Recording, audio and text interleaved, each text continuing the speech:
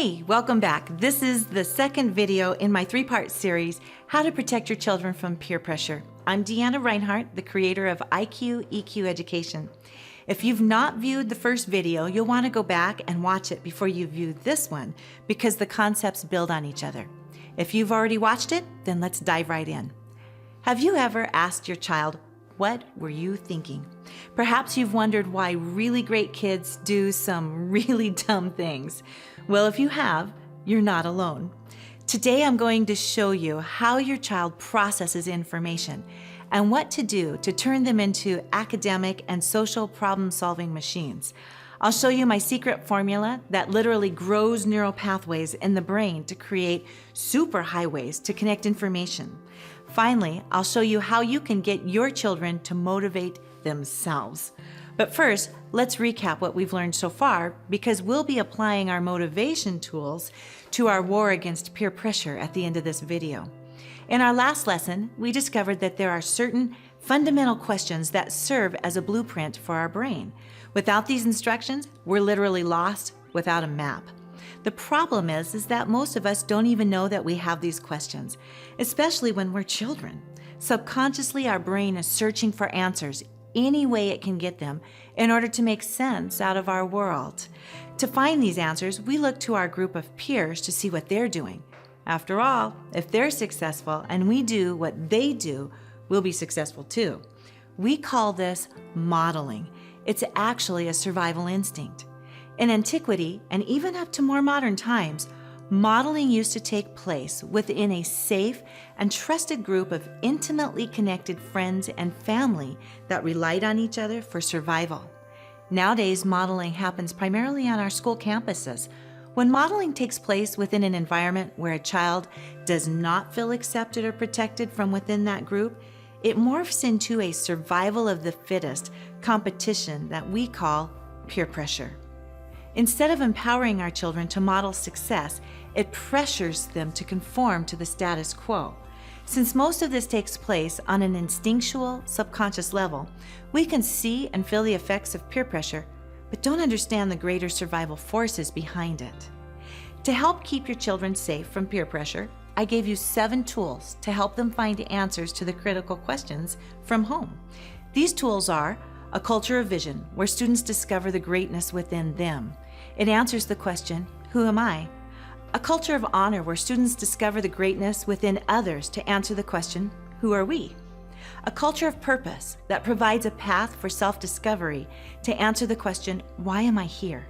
A culture of connection, where students find belonging to answer the question, where are we going?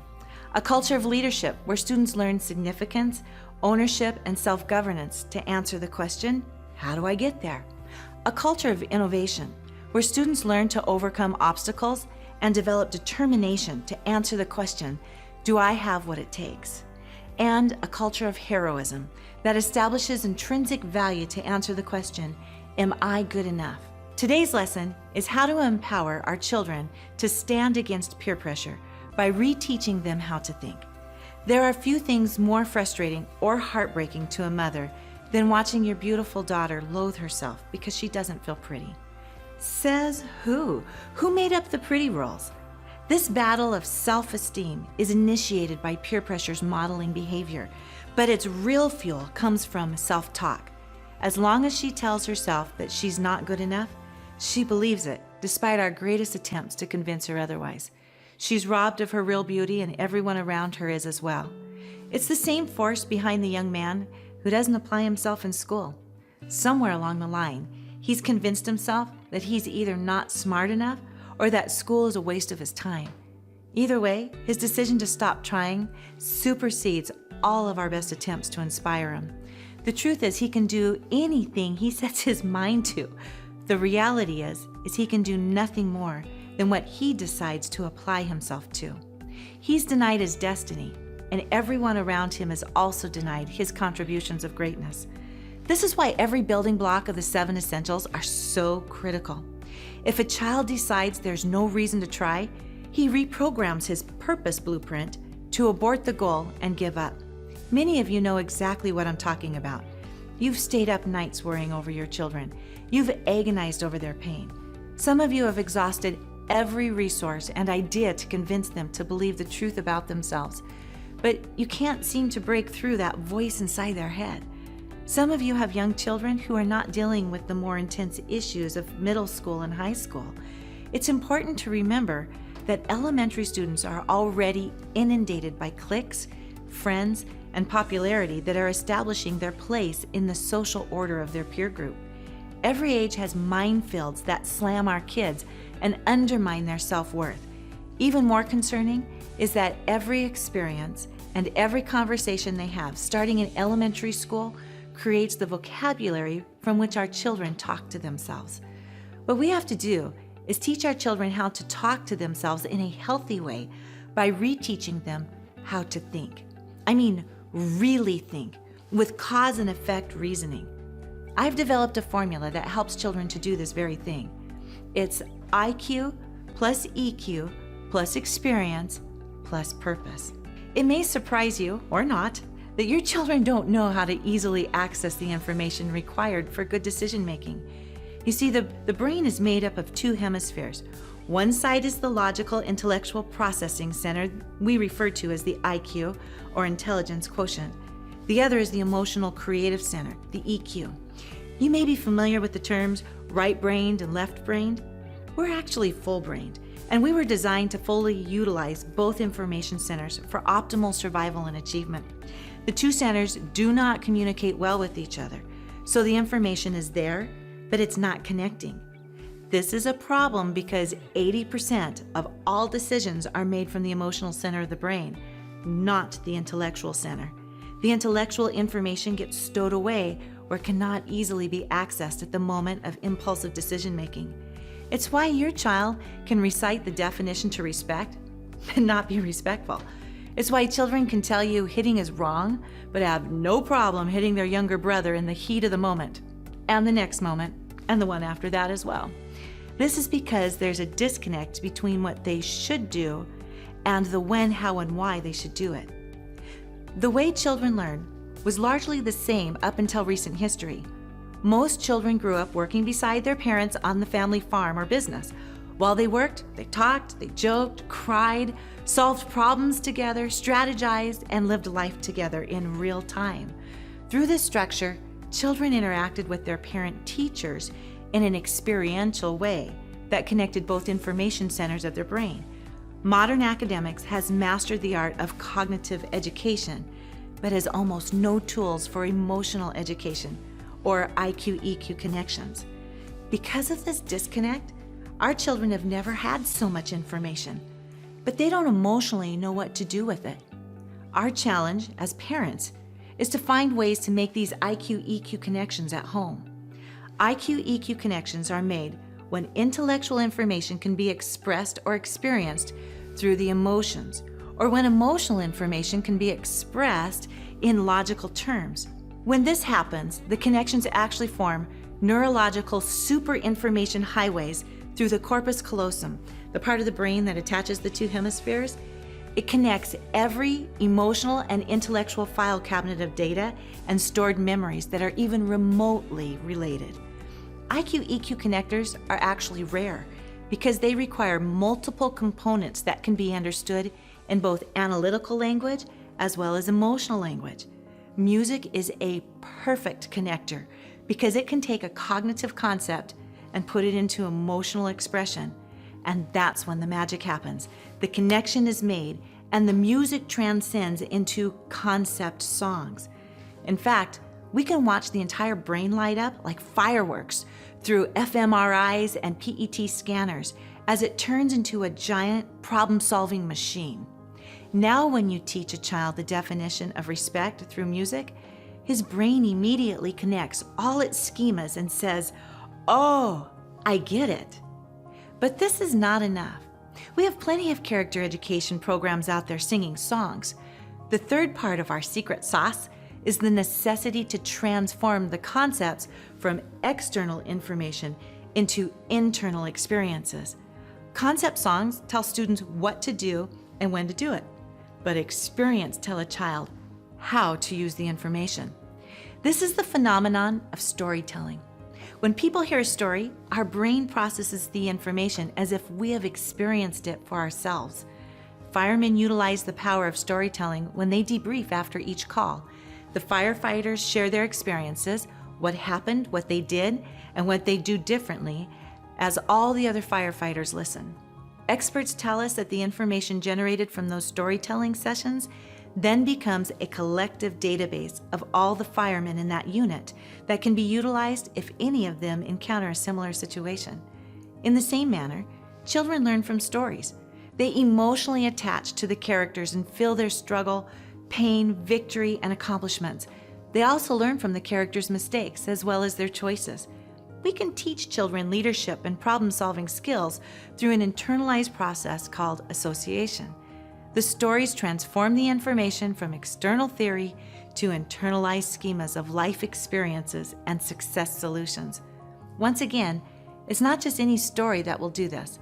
These are specially designed IQ-EQ connection stories that are told in a certain way using specific triggers to optimize the greatest internalization.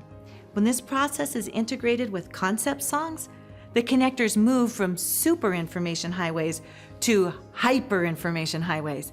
Now students know what to do, when to do it, and how to do it. But that's still not enough. Children need to have a why to do it. The old proverb that says you can lead a horse to water, but you can't make him drink, has never been so true as it is concerning student motivation. The fourth secret ingredient in the IQ-EQ education formula is purpose. Some of the most naturally talented kids do not apply their potential because they have no reason to. Purpose, however, provides the motivation necessary to transform a student of average ability into a superstar. Today I'm going to give you my number one motivational tip that works on almost every child regardless of age. Are you ready? My number one tip to get guaranteed results is to turn everything into a game, complete with rewards. No matter how young or old, we love getting rewards.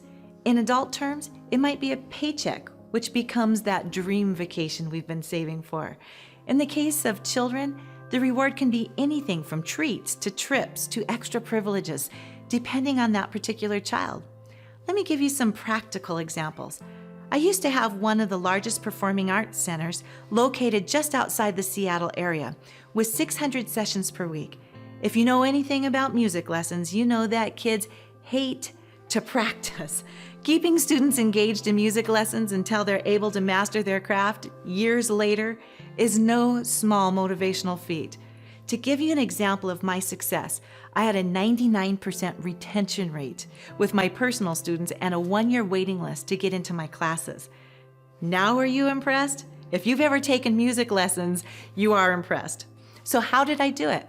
I made everything into a game. I took boring flashcards and turned them into minute music, and practice charts became adventure roadmaps that earned candy points for miles practiced. Every aspect of class was just another game with an associated reward.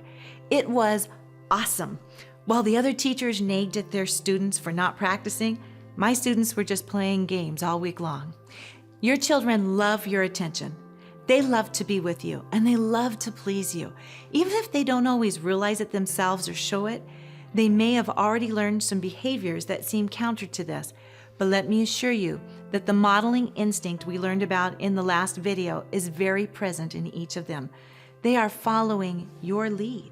Let me give you a couple of examples of how we can harness the modeling instinct as a great motivator. Have you ever sent your child to their room to clean it, only to return in an hour to have a room that's just as messy? Most of us have. It's so frustrating. We take our social little children and we send them into isolation to do work and expect that they will just do it for the reward of having a clean room. They don't care if their room is clean. In fact, the more toys on the ground, the easier it is to play with them. Instead of isolating your child to what seems like Siberia to them, what if you made up the capture the clutter game and clean their room with them? Set your kitchen timer for 5 minutes, then race to your child's room with them and see who can capture the most clutter before the timer goes off. It's a race. Do everything you can in 5 minutes and don't sweat the rest. You can get it tomorrow when you play your daily capture the clutter game again. When you're all done, give your child a reward, perhaps their gummy bear vitamin, or a penny for every item they put away. Your child is instantly rewarded because he gets to play a game with mom and earn a treat. Mom is instantly rewarded because the pigsty is tidied and both the room and vitamins are checked off your chore list. The motivator is not the work, it's the reward. And you, Mom, are the reward to your child. So let's recap what we've just gone over. To help protect our children from peer pressure, we need to alter their self-talk. But before we can alter their self-talk, we have to change the way they process information. To do this, we use a secret formula that connects a child's IQ to their EQ through experiences that are rewarded. This changes the way information is processed in a child's brain, equipping and motivating them to make better choices. The more information connections within a child's brain, the greater understanding he gains of both the logical truth and the emotional interpretation of it. As this increases, children can learn to bridle their emotions and craft their self-talk into powerful I am statements instead of harmful self-fulfilling prophecies. So how do we, as parents, actually do this at home with our children? When you share with your children, be sure to look for ways to connect intellectual information with emotional feelings. Look for movies, songs, or stories that help relay your information through an alternative venue. In addition, plan an activity that reinforces your lesson. And finally, you have to somehow connect it all to your child's interests so that he can understand the value of it in relationship to his goals. Sound complicated? Well, yeah, it is, but not when you have the right tools to do it. Until now, there just haven't been any real resources that include all four elements of the secret sauce. Even after learning the power of IQ-EQ connections, I had no way to apply it. I'm so excited to tell you that for the first time ever, IQ-EQ connection resources are available in a Family Night Adventure series and a coordinated school music curriculum to go with it. Now we can peer pressure proof our children from home and school. I've put it together for you in a profoundly simple system called Championeers. And the best part is that the program does all the work for you. We built leadership lessons into a story that tackles critical youth issues through characters children can relate to. Then we created a sing-along CD that connects the concepts with music and weaves the story through it for reinforcement.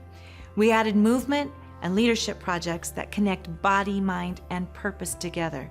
Finally, we carefully crafted I am mantras and I can mottos to give children new language for their self-talk based on intrinsic truths of their worth.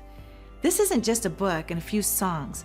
This is a system that we teach you step by step so that all 7 essentials can be internalized by your children for life-altering results. The best part is that while you are peer pressure proofing your children at home, your entire school can also be peer pressure proofed. Kids absolutely go crazy over it, and you can see almost instant results. In our next video, I'm going to show you how to use these materials to change the atmosphere of your entire home through Family Night. I love Family Nights. They change the atmosphere of our entire household. This is one of the single most impactful things I did for our family, to teach them how to love each other, how to get along, how to communicate and have fun together. Because of the deep connections it made in our lives, all 4 of my adult children work with me as directors in the Championeers. They loved Family Night, and so will your children. Watch for the video link I'll be sending to you in the next couple days. Our 3rd video is called How to Stop My Children from Fighting and Become Best Friends. Whether you use Championeers or not, I want you to have some of my all-time best tips and tricks for quieting the chaos and teaching your children how to truly like each other and get along. Until next time, try the Capture the Clutter game with your children. Don't tell them it's a chore, tell them it's a game. Show them the prize, then challenge them to the race. They'll love it. I included it in your video guide below, so be sure to print it off so you'll have it ready. I'll see you in a couple days for our next lesson.